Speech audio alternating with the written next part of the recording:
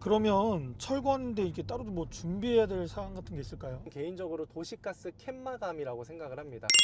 상무님 안녕하세요. 오늘은 어디를 가고 계신 거죠? 네, 안녕하세요. 오늘은 복대동 이제 철거 현장으로 가고 있습니다. 오늘 작업은 무슨 작업인가요? 지금 저희 현장 같은 경우는 내부 철거가 마무리가 되었고요.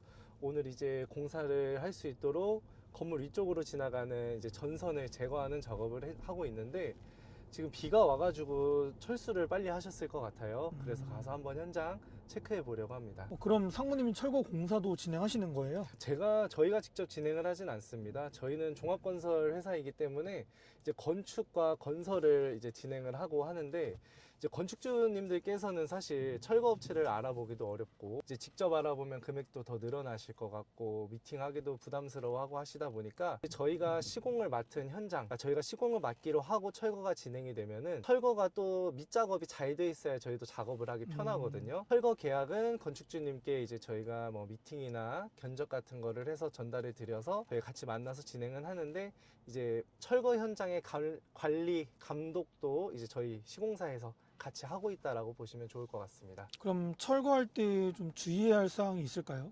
네. 철거할 때는 당연히 안전적인 문제가 가장 주의해야 되실 텐데요. 이제 철거를 하면 당연히 뭐 여러분들도 가장 궁금해 하시는 거겠죠. 우리가 돈을 벌기 위해서 철거를 하는 건데, 내가 철거하려는 건물이 신고 대상 건물인지 허가 대상 건물인지 확인하시는 게 정말 중요합니다.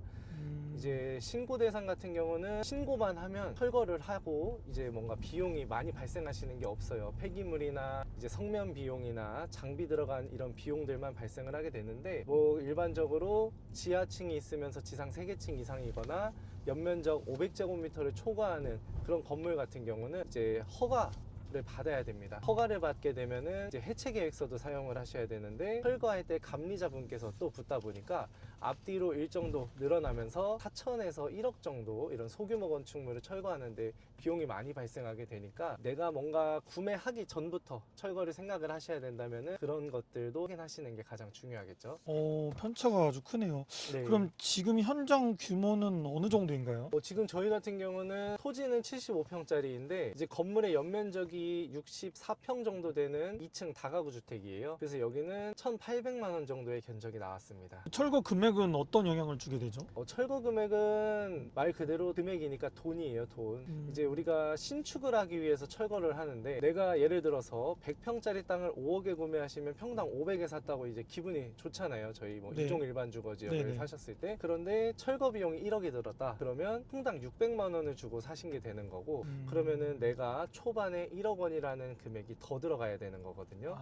왜냐면 철거 금액 같은 경우는 따로 지불을 하셔야 되기 때문에 5억에 대한 매매 금액에서 대출이 나오는 것이 철거 금액에 대한 대출이 나오는 게 아니잖아요. 그래서 네. 자기 자본금이 더 많이 필요하시기 때문에 이런 부분은 조금 많이 중요하게 생각을 하셔야 될 것 같습니다. 그러면 철거하는데 이게 따로 뭐 준비해야 될 사항 같은 게 있을까요? 철거하는데 준비해야 될 사항은 조금 전에 말씀드렸던 거를 잘 체크해서 신고 대상인지 허가 대상인지를 확인하시는 것과, 그리고 저는 개인적으로 도시가스 캔마감이라고 생각을 합니다. 도시가스 캔마감이라는 거는 이제 건물에 도시가스가 인입이 되어 있으면 우리가 전입신고, 전출신고 아시잖아요. 네네. 전출신고를 하면 도시가스를 이제 끊는다 라고 표현을 하는데, 이게 그 세대로 가는 게 요금 때문에 끊긴 것 뿐이지 이제 관로는 연결이 되어 있어서 폭발 사고가 일어날 수 있기 때문에 꼭 캔마감을 하고 진행을 해야 되는 거고요. 지금 뭐 우리 청주는 충청 에너지 서비스가 겨울에는 공사를 안 해요.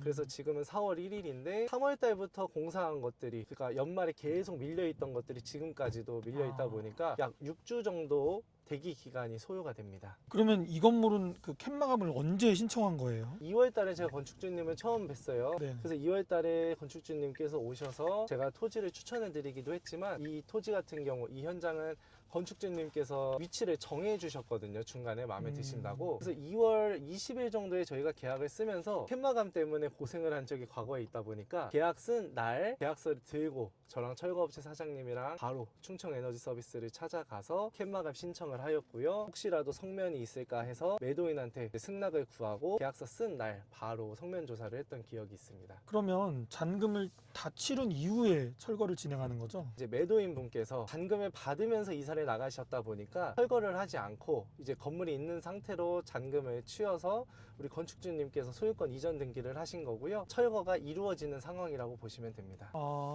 그러면은 토지 상태일 때와 건물이 있을 때 대출은 좀 다르지 않을까요? 네, 맞아요. 대출이 다릅니다. 이제 대출 같은 경우는 나대지 상태일 때 매매 금액이나 감정가에서 이제 대출이 나오게 되고, 이제 건물이 있게 되면은 흔히 말하는 우리 방빼기를 하고 나서 대출이 실행이 되기 때문에 건물이 있을 때는 대출이 훨씬 더 적습니다. 그런데 지금 이 현장 같은 경우는 철거를 전제 조건으로 해서 나대지 상태로 보아서 대출을 저희가 진행을 해드렸습니다. 그게 어떻게 그렇게 가능하죠?